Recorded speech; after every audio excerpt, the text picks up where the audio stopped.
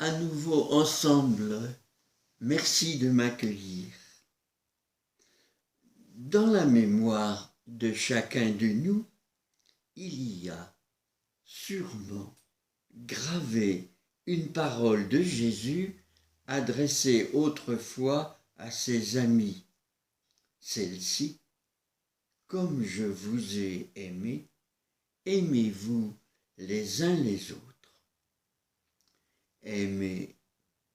Ce mot-là ne veut pas dire la même chose pour tout le monde. On lui donne parfois des significations si différentes. En regardant et sa propre vie et autour de lui, voilà ce que saint Augustin nous en dit. Tout d'abord, il constate que tous les gens aiment bien qu'on les aime.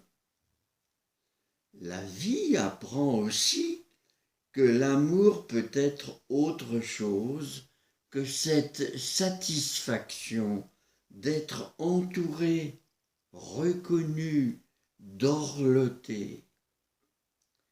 Aimer, être aimé est en fait une étape. C'est la première étape. Augustin nous invite à aller plus loin. Beaucoup aiment quand ils aiment. Ils aiment aimer, c'est-à-dire ils sont heureux, non seulement parce qu'ils sont aimés, mais parce qu'ils aiment à leur tour. Cette fois, on se quitte un peu soi-même pour s'ouvrir à l'autre, aux autres. On cherche à rendre heureux et on en éprouve du contentement, de la joie.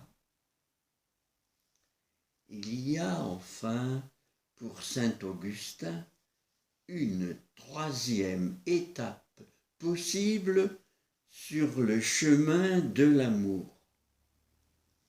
Aimer, c'est tout. Aimer tout simplement. Aimer tout court. Aimer l'autre pour lui-même, pas d'abord parce qu'il est merveilleux, pas seulement pour lui faire du bien ou pour cultiver et faire grandir notre générosité. On aime plus parce que ou pour, on aime gratuitement, on aime tout simplement. Dans l'histoire de l'humanité, un seul semble avoir vécu cela tout au long de sa vie.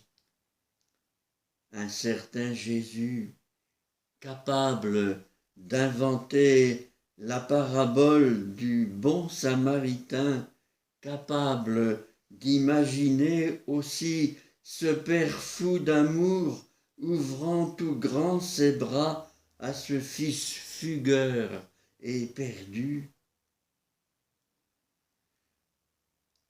Cet homme-là, Jésus, né de Dieu, ayant décidé de dire son amour en le vivant gratuitement,